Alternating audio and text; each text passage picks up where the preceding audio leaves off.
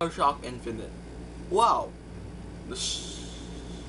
Wow. Wow. I'm gonna say it. I'm just gonna say it right now. BioShock Infinite is one of the, if not the greatest games I have ever played in my life, and it's an experience I'll remember for the rest of my life for it being so good and so damn memorable in every possible way. So let's review it. The story in BioShock Infinite is absolutely phenomenal. From the very start, like the intro where you're in the boat, and then I'm not gonna say who they are because that's gonna spoil who the people at the boat you are with. You're pretty much gonna get Elizabeth, which if you get her, you repay the debt, which you don't know what the debt is yet until you play the game. And it starts out very, very simple, then it just adds layer upon layer upon layer, and it becomes extremely deep, and it's just a very deep, complex, and mature story. And what I do like about it, the game is not scared to show you that we're not scared. We're gonna do whatever it takes to show how the plot is. The game is racist. It's amazing because 1920, America was racist. So I think that was a good call. And the game is violent, so be warned, parents. Don't buy this for your kids. No, buy this for your kids. Let the kids know what art is. So it's absolutely phenomenal. It adds layers upon layers upon layers. The characters are all very interesting, you know. Elizabeth is probably one of the most well-developed and well-acted characters in any game, hell, in anything, period. It is absolutely phenomenal how amazing Elizabeth's character is in this game. It is absolutely fantastic. I was blown away with Elizabeth. And even though at the start of the game, Booker DeWitt, your main character, the guy you're playing as, he seems like your nerd white guy number 59, but he's not. By the end of the game, Booker DeWitt's becoming one of your favorites as well. He's an amazing character, very well developed. He's just fantastic all across the board. And what I do like about the story is, technically there is no good guy, there is no bad guy. Technically, maybe you think you're the good guy, but maybe you're not. And both sides have their problems, and there's like this whole revolution going on. There's like revolution going on where there's the Vox Populi versus Zachary Camstock's men, and it's absolutely incredible. And you see the war from both sides as well. You see how it's affecting the people of Colombia. Some of them are hungry as fuck. Some people don't even agree with the Vox Populi, mainly because the people who are actually part of the Vox Populi are the Irish and blacks, you know, the outcasts. So there's a revolution in the air, and it's absolutely amazing. And I just love how well you are immersed in the world.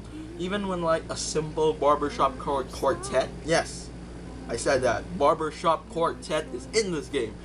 You are immersed. You stop and listen to them singing because it's absolutely phenomenally good. And when Elizabeth's singing and you pick up the guitar and you're playing, you feel immersed more into the characters and in the world you're in. It is absolutely phenomenal. And I'm gonna give just a little bit of a spoiler here. I just want to give this away. The plot kind of involves time travel, kind of. I'm gonna explain that because I'm thinking about making a video about the ending of BioShock Infinite. Why? Because the ending is absolutely perfect. It is one of those endings to anything, to a story where you're just like, wow, holy shit. You know, the original BioShock, it had a twist. No one saw it coming.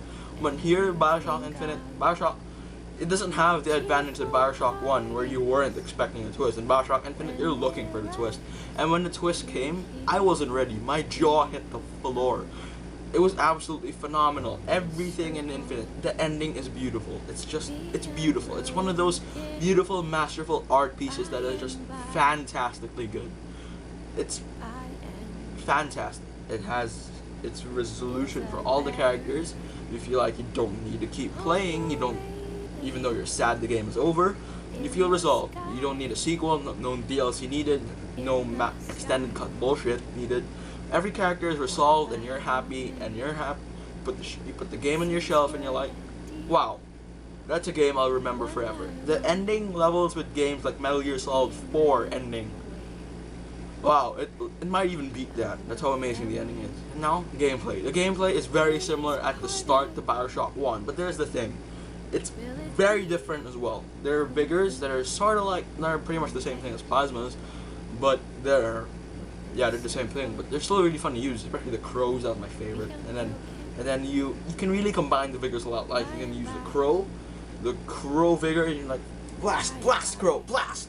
And then when you blast the crows, it goes on all the enemies, and you got your shock vigor. You shock all of them, and then the crows become like electric crows, and then they start shocking everyone, and it's absolutely fantastic. And in the end of the game, where, spoiler alert, when Elizabeth's actually not by your side anymore, I found the game actually gets really challenging, because Elizabeth really helps out in combat, and she doesn't actually die, so you don't have, it's not an escort mission, so be happy about that.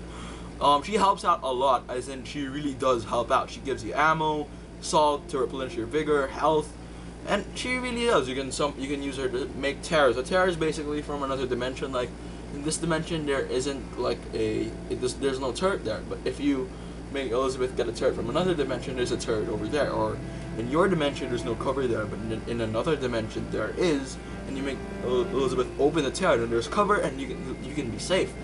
It's absolutely amazing. It adds a lot of depth to the combat, and you can approach the combat in so many different ways possible. The environments are big, you can really flank, and the AI of the enemies is absolutely phenomenal. They flank, and some of them just charge straight at you, then right behind you they flank you, and they know the bigger enemies are they're like in front. It really feels like they're trying to kill you. There's tactics. They're not just there to waste ammo on. They're there, well, because it's fun. It's absolutely fantastic. And Elizabeth's AI, holy shit, this is one of the best AI companions I've ever had. Even though she doesn't really do anything in combat besides help you out, you can tell that she's taking cover, even though she won't die. She's taking cover, she's following you around, she's really finding supplies, and you need her. And this game, even though you know where to go at 100% of the time, you really need, trust me, go the opposite direction of the arrow. You need to explore Colombia, because it's absolutely fantastic. There's so much you can find, there's so many upgrades, and there's something new again. There's something called gear. It's basically clothing which you can use that will give you like power-ups, like whenever you melee someone, you go on fire, or whenever someone hits you, or shock explosion. It's really cool. And the skyhook, I think that's what it's called. It's not nerfed. You might, the trailers and the demos, you might think, oh, that's too good to be true. No. Awesome. The skyhook is really helpful, and it's absolutely fantastic to use in these situations. Next, graphics. The graphics of BioShock Infinite is absolutely beautiful. This is one of the best looking games I've ever played in a long time.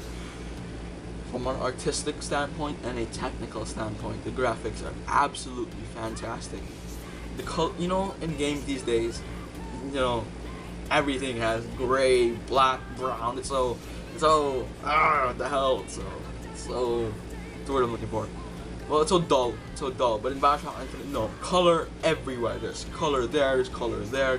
It's absolutely colorful, and it's phenomenal to look at. And at some points, I'm just staring in the sky. I'm like, wow, absolutely beautiful. You'll be looking a lot in this game, and you're gonna have a lot of fun doing it. So, absolutely phenomenal graphics, phenomenal as well. The music or the sound of the game, voice acting. Wow, that is phenomenal voice acting. Not only Elizabeth's character, which is probably the best voice actor in the game, even your character, Comstock's, the Luthus twins, and even the enemy voice acting. Fink's voice acting. Everyone's voice acting is phenomenal.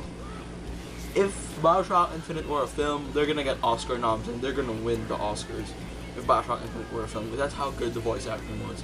Elizabeth's character's voice acting was absolutely phenomenal. I really did fall in love with Elizabeth's character, and voice acting was one of the reasons why you feel her innocence, and at the same time you feel how dangerous she really is. It's absolutely amazing, and I love the character development. The character development, the characters, is phenomenal.